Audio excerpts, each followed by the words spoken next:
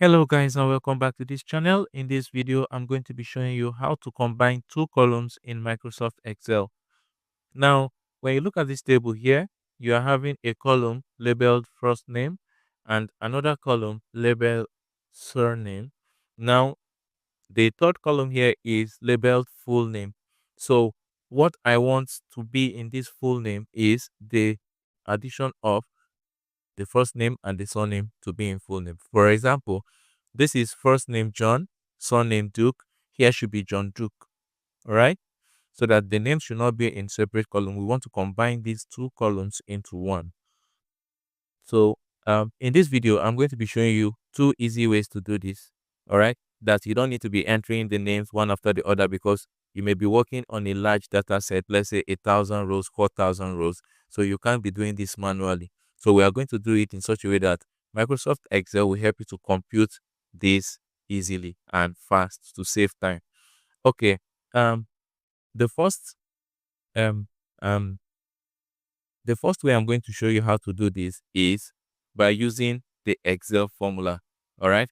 And there are a lot of Excel formula you can use. You can use text join, you can use concatenation, you can use as many as you want. But the one I'm going to use here is the concatenation. All right. And it is known in Excel to be concat. All right. Equal, then concat. All right. So you open bracket, you select the first name, then comma, then you can add the surname, but if you do so, it will add the first name and the surname without a space. So to make it look good, let's add a space in between.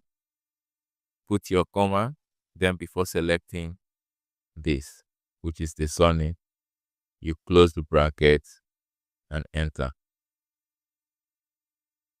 Something is wrong. Okay, I think there's no space. We did not give space in between. Let's go back. We did not put space in the quotation. All right, now it should be fine. All right, this is what we want. So once you have this John Duke, all you have to do is to double click on the edge of the box. Double click and it applies to all. Irrespective of the number of rows you have, it will compute it easily. All right, so this is the first way I want to show you. This is the first way. So let's get rid of this. Let me show you the second way. Another way you can do this is you highlight the cell where you want to start from. The first name is what? John Duke. You type only the first name manually. All right. After typing the first name manually, you click outside the cell, then click on the cell again. So now you are going to use a keyboard shortcut, and this makes it interesting. With a combination of two keys, it will compute the rest for you. So you are going to press Ctrl and E. That's all.